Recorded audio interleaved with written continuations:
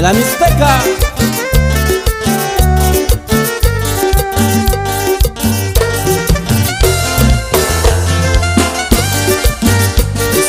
Eso.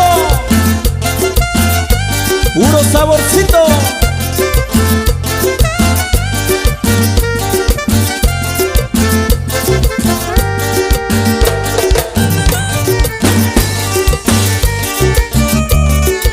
Y con esto saludamos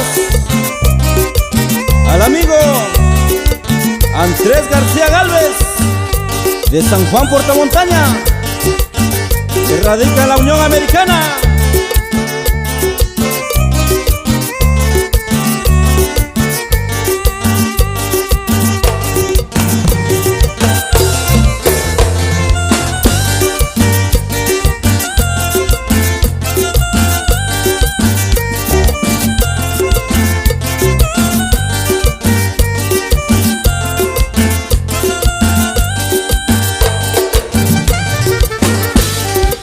Puro sentimiento mixteco. ¡Uy!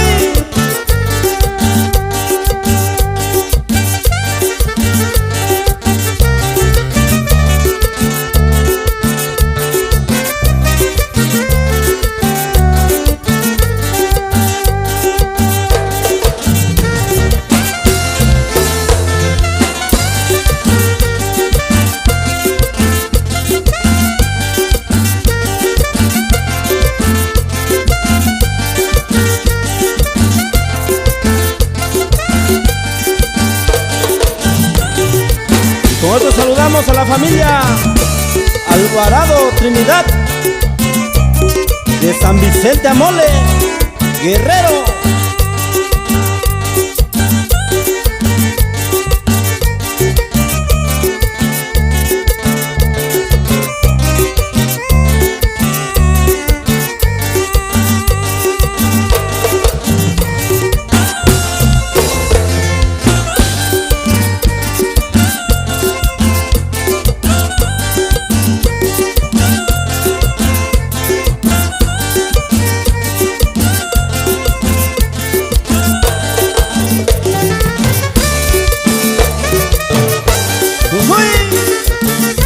Eso. Puro saborcito. Y con esto nos vamos hasta el Coyul Guerrero, allá para la familia Ponce.